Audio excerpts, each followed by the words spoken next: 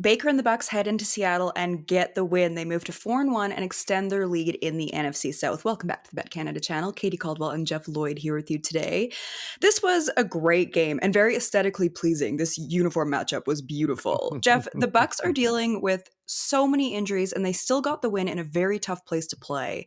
How big of a game was this for this team at this moment? I, I don't know if there's a level that you can probably put this on. If you are any team and you've got a trip on your schedule to Seattle to face the Seahawks, I mean, at best, maybe you give yourself a 50-50 shot of winning that game. It's just tremendous travel. It's Yeah. an adjustment being in the air. I mean, the air, obviously, but it's adjustment being in that arena, being in that area. Yeah. It is by far one of the loudest road venues there is in the entire league. And certainly it's a Seahawks team that's playing pretty good. But you look at, where Baker is at right now. And if you want to say, they want to throw MVP chance around in MetLife. Well, if there's an MVP chance right now, and maybe some of That that you're was going my to point next the question. finger at, I agree with you. I don't know how you don't look at it. And, Yeah. Baker got there and him and Mike Evans, a great rapport. Certainly Evans has Mhm. been out now for a while. And now maybe it was Mike Evans who took Baker Mayfield under his wing. Hey, look, you've been through so much, whatever. Look, kid, hit number 13. Everything's going to get right back on track for you. Don't you worry one thing about it. And now here was Baker in this situation, Emeka and Buka. Look, the day they drafted you, you may have sat there in that room with your agent and your family going, I just went to a place where they got 275 wide receivers, but why did they draft me in the first round? Mhm. Things change so drastically in the NFL. And now here is this kid, and his entire career at Ohio State, he was basically always the other guy. Mm. Whatever wide receiver was there, whether, there were so many wide receivers, and certainly Marvin Harrison Jr. Nobody talked about Egbuka. Egbuka comes in for his senior year. No, no, no, no, no. Everybody's going to talk about the freshman Jeremiah Smith. Egbuka leaves there basically having a ton of records at Ohio State. And now it's a spot where it's just him getting to be himself. Mhm. And, Baker needed him. Obviously, the kid needed to be counted on to be a wide receiver one for a team that really their offense thrives on throwing it first and running it second. Yeah. And Egbuka has just absolutely hit the ground running. And another one, if you want to say maybe MVP for the quarterback there, I don't know how you don't say offensive rookie of the year right now for Emeka Egbuka. I totally agree. When I watch him, he's so good that I keep having to remind myself that he's a rookie. Like in the last 2 games, he's averaging 24.3 yards a carry. Like it sure helps to have him play like this, especially with Mike Evans sidelined right now.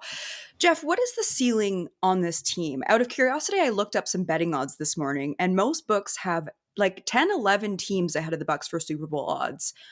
Why aren't they in that conversation, or is it just a matter of time until they are? I think the problem is Tampa, we know, is a team that goes to January every year. They Mhm. just don't seem, in most years it's they get their win, they go on the road, and then everybody shows, basically that the NFC South is inferior.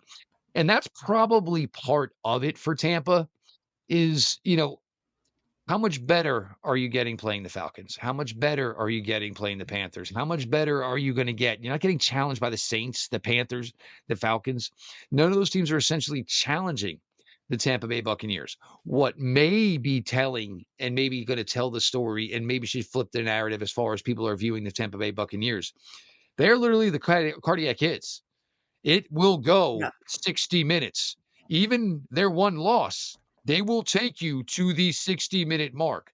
They will give you everything they have for every second of every game. And this is a league where that doesn't necessarily happen all the time.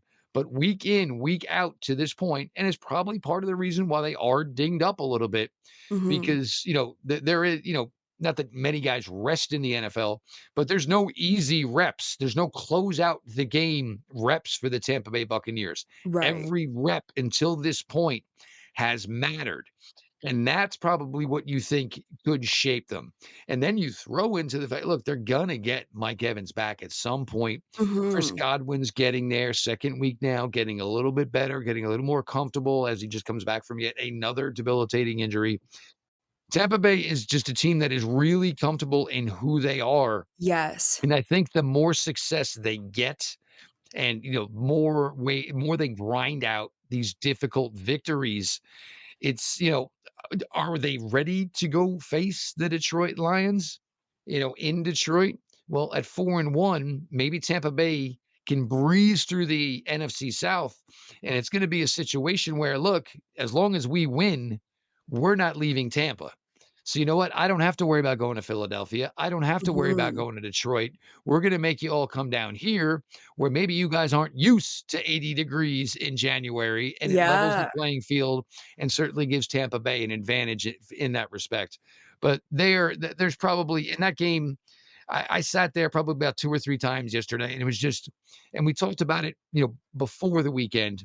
Sam Darnold, Baker Mayfield, and, for the Anthony Richardsons of the world and so many of these other young Yeah. quarterbacks that have kind of been chewed up and spit out. It's not over, man. It's not over by any chance. And, you may not believe the situation is right for you or, oh my God, this team, oh God, that's the best money. That's the best deal. It may just change everything about your career. And that has Yep. certainly been the case for a guy like Baker Mayfield, for a guy like Sam Darnold. That was one of those games where for me, like, I hate when I'm watching a really, really good game and it has to end. It's like, well, I know everybody's tired, but is there any way we can maybe get another couple of drives out of For everybody real. here? Because I think everybody would well, we would all tune in for another hour. No way, no Yeah. doubt. Quick pause. If you haven't subscribed to the BetCanada YouTube channel, you can do so below. It's free and it helps support our channel so we can keep bringing you NFL and NHL content. Now, back to the show. They are so fun to watch, and I do love how Baker Mayfield fits into this system. So this was Todd Bowles' 31st win as a head coach of the Bucks. He's now tied with Bruce Arians for fourth most in franchise history. What can you say about the job he's doing in Tampa? Because this feels like one of those coaches that no matter who gets hurt, it feels like they're going to keep remaining competitive. I just love the system that he has operating down in Tampa. The thing with a guy like Todd Bowles is the utmost players coach. And Mhm, not to it the seems point where like he's it. gonna get stepped on. He's not gonna get stepped on. He's not gonna get taken advantage of, but he Mhm. will back his players and he will push his players. And there is a respect thing back and forth. And, Todd Bowles, obviously pretty prominent career, part of those incredible Bears teams in the late 80s. Yeah. So it's not like Todd Bowles has to be overall boisterous. He's not one of these whiz kid head coaches in the NFL. He has the track record on the field that can certainly prove it as well. So when you have a guy like that who, certainly got it done on the field, but is willing to, hey, look, you made a mistake. I'm going to talk to you. I'm going to get in your ear. Okay, this was the mistake. This is why we're never going to have this mistake happen again. And the thing is, I'm not pushing you away from me. I'm not shoving you to the bench. Mhm. You're going right back out there. And, you have to give players the freedom to be themselves on the field. And look, sometimes, and everything is so instinctual. Well, nobody's instincts are 100% correct.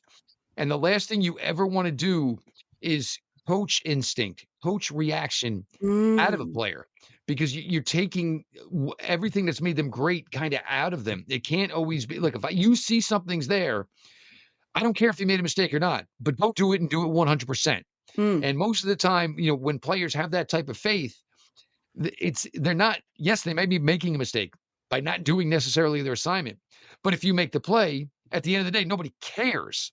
And I think with a guy like Bowles, who was a safety, and certainly there were times he had to gamble within his career, trusts his players to see what they see and react to it.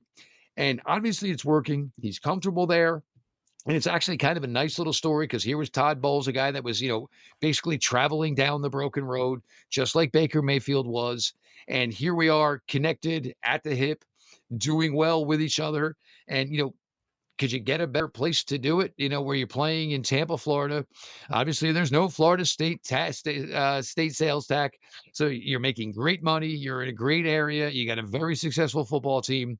Things really are picking up and looking really good for Tampa. The thing for Tampa is just going to be able to navigate these injuries and just be able to go in each week and just give it the best you have. But the way Baker is throwing the ball right now, and this is what always was the thing with Baker was Baker is a guy that does not mind making a mistake. He Yeah. will grip it and rip it.